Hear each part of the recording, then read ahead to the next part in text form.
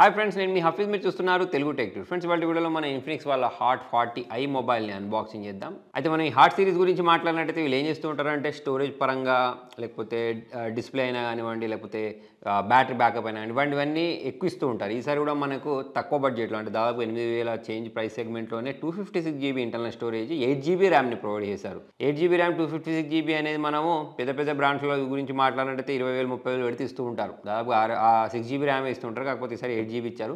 ఫటాఫట్ అన్బాక్సింగ్ చేసేసి మొబైల్ ఎలా ఉందో చూద్దాం. ఫ్రెండ్స్, ఇదే Infinix hot 40i. General Infinix గురించి మాట్లాడినట్టయితే ఫీచర్స్ మాత్రం అదే కొడుతూ ఉంటారు తక్కువ ప్రైస్ సెగ్మెంట్లో. ఈసారి కూడా అదే చేశారు. మరి 8,000 కంటే తక్కువ ప్రైస్ సెగ్మెంట్లో, అంటే 8,000 ప్రైస్ సెగ్మెంట్లో అయితే ఈ మొబైల్ దొరుకుద్ది. 8,000 మనకి ఏం దొరుకుద్ది అంటే 256GB ఇంటర్నల్ స్టోరేజ్ ఉంది, ఇక 8GB ర్యామ్ ఉంది.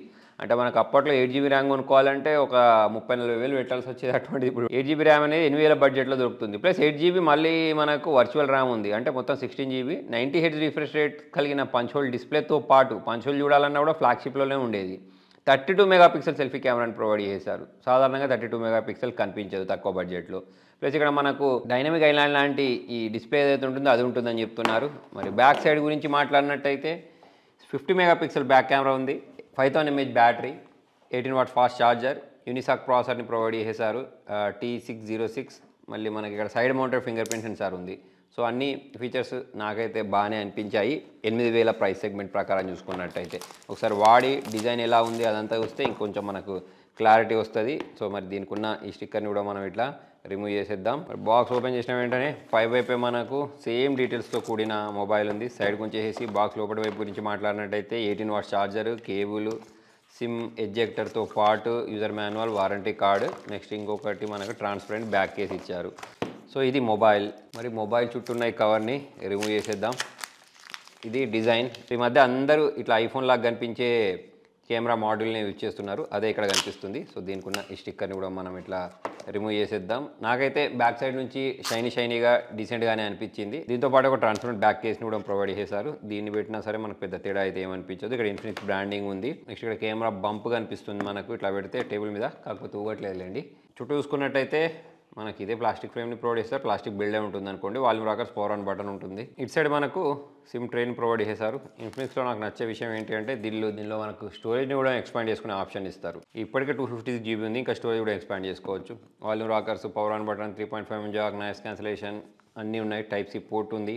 మరొకసారి మొబైల్ని పవర్ ఆన్ చేసేసాను. మొబైల్ మొత్తం బూట్ అయిన తర్వాత మరి దీనికి సంబంధించిన మిగతా డీటెయిల్స్ గురించి మాట్లాడదాం. ఫ్రెండ్స్, మొబైల్ బూట్ అయిపోయింది. ఒకసారి మనం ఫుల్గా బ్రైట్నెస్ పెట్టేసి చూద్దాం. బ్రైట్నెస్ ప్రైజింగ్ తగ్గట్టు బాగానే అనిపించింది. ఇక్కడ చూడండి మనకు బెజిల్స్ చుట్టూ లేవు కానీ కింద బెజిల్స్ కనిపిస్తున్నాయి. సెంటర్ పంచ్ హోల్ డిస్ప్లే ఉంది. ప్లస్ ఇక్కడ మనకు నోటిఫికేషన్స్ వస్తే తెలియడానికి ఇక్కడ చిన్న లైట్ని కూడా ప్రొవైడ్ చేసినట్టున్నారు. సెట్టింగ్స్లోకి వెళ్దాం. ఏముంటుంది దీనిలో సేమ్ అవే ఆప్షన్స్ని ఇంతకుముందు చదివినవి. కాకపోతే ఇక్కడ మనకు అవుట్ ఆఫ్ బాక్స్ Android 13 తోటి వచ్చింది. ప్లస్ ఇక్కడ మనకు 50 మెగాపిక్సెల్ డ్యూయల్ కెమెరాని అయితే ప్రొవైడ్ చేశారు. సో ఒకసారి బ్యాక్ వెళ్ళిపోయి ఫింగర్ ప్రింట్ సెన్సార్ చూడండి, ఫాస్ట్గానే మొబైల్ అన్లాక్ చేస్తుంది. నెక్స్ట్ ఇక ఫేస్ అన్లాక్ గురించి మాట్లాడినట్టయితే ఇది కూడా ఫాస్ట్గానే మొబైల్ అన్లాక్ చేస్తుంది. ఇక్కడ మనకు డైనమిక్ ఐలాండ్ లాంటిది ఒకటి వచ్చేసింది. అంటే మనకు ఛార్జింగ్ పెట్టినా, ఫేస్ అన్లాక్ చేసినా అది వస్తుంది అన్నట్టు. మరి ఇక కెమెరా గురించి మాట్లాడదాం. 10,000 లో బడ్జెట్లో పెద్ద ఎక్స్పెక్ట్ చేయడానికి ఏముండదు. కాకపోతే చూడండి మీరు ఎలా ఉంది అనేది. ఫోటో శాంపుల్స్ నేను ఇక్కడ చూపిస్తాను. 1080p వీడియోస్ వరకు అయితే రికార్డ్ చేయొచ్చు. 32 మెగాపిక్సెల్ సెల్ఫీ కెమెరాని ప్రొవైడ్ చేశారు. డీటెయిల్స్ ఓకే బాగానే ఉన్నాయి. సో ఒకసారి అయితే మీరు ఈ ఫోటో శాంపుల్స్ని చూసేయండి.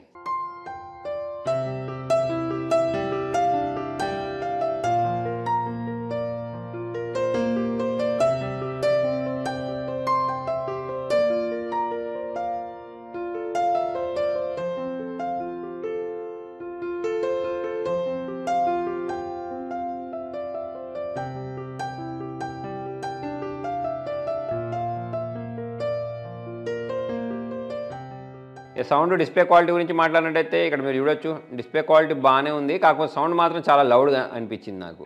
అది నేను ఇంత తక్కువ బడ్జెట్లో అంత లౌడ్ సౌండ్ అనేది ఎక్స్పెక్ట్ చేయలేదు. కాకపోతే సౌండ్ మాత్రం బాగా లౌడ్గా వచ్చింది. ఇది మరి 4G ఫోన్ 5G ఫోన్ అయితే కాదు. మనం 8,000 పెడితే మనకు 5G ఫోన్ వచ్చే పరిస్థితి లేదు, కానీ ఇది ఒక 4G ఫోన్. త్వరగా చూసుకున్నట్టయితే మొబైల్ అనేది డీసెంట్గానే ఉంది. మంచి బ్యాటరీ బ్యాకప్ వస్తుంది. ప్లస్ ఇక్కడ మనకు side mounted finger print censor, RAM అయినా కానివ్వండి, లేకపోతే ఇంటర్నల్ స్టోరేజ్ అయినా కానివ్వండి, అవన్నీ అయితే బాగానే ప్రొవైడ్ చేశారు ప్రైస్కి తగ్గట్టు. సో మొత్తానికి ఇది ఫ్రెండ్స్ ఇవాళ వీడియోలో. మరి మీకు ఈ మొబైల్ ఎలా అనిపించింది కింద కామెంట్లో రాండి. Thank you.